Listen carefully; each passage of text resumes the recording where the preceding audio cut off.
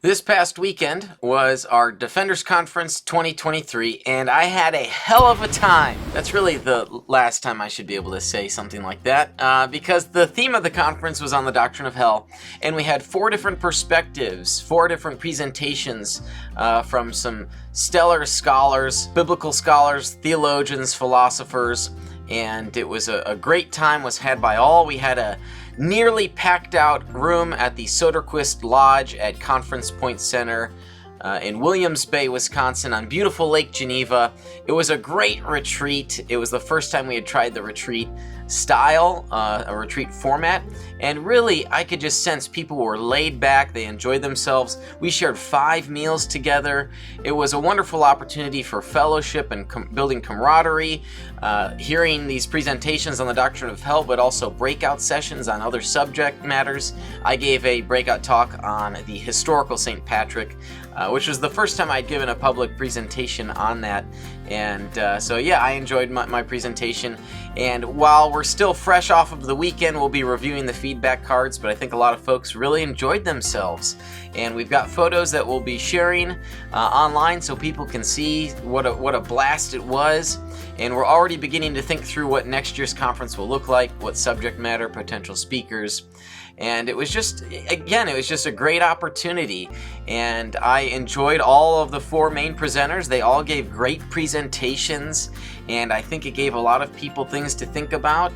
Some people were unfamiliar with other views, and so they really received a great experience hearing from a defender of a particular position, and it challenged them to grow deeper in their faith.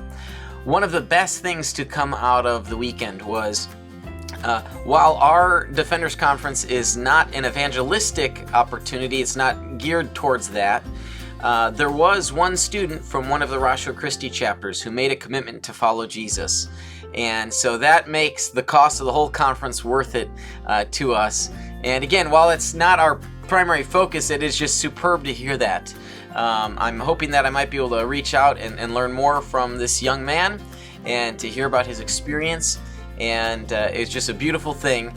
And that's in part why the conference exists, to tear down obstacles that people may have, to expose them to other ideas, and to get them to grapple and think about these subject matters, because perhaps they weren't quite on par with what they grew up believing, but they didn't know there's another view out there with they might find more sympathy toward. And so perhaps that's the case for this young man, or that happened this weekend.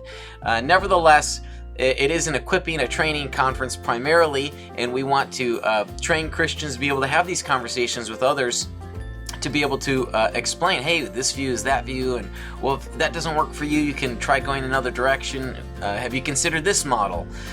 So it really helps open doors and tears down obstacles to faith in Christ. And that's why the Defenders Conference exists. And it's a safe place to discuss these different views as well. Sadly, the evangelical Christian church has done a fairly poor job at providing a space to explore these ideas. We've even been turned down from hosting our conference at a church venue because a particular position is going to be presented. Not that we advocate for any one particular position, but that we give a platform even. We've been turned down, sadly. So that was one reason why we decided to do the retreat style, and I think it was a hit. And I hope that next year we'll be able to continue to grow. We might even be reaching capacity at the Soderquist Lodge. So if we go back at Conference Point Center, we might have to pick a different room because the room was packed out. And I just had a blast, and I hope that you'll stay in touch with me. If you want to learn more about next year's Defenders Conference, go to veracityhill.com and subscribe to my newsletter, because that's a great way you can hear about it. You can also head on over to the defendersconference.com website and contact us using the contact form. We'll add you to the Veracity Hill newsletter, and yeah, that's really a great way to stay notified. And if you don't yet already, be sure to subscribe to my channel on YouTube, follow me on social media, and that's another great way to stay involved with the ministry work that's happening here at Veracity Hill.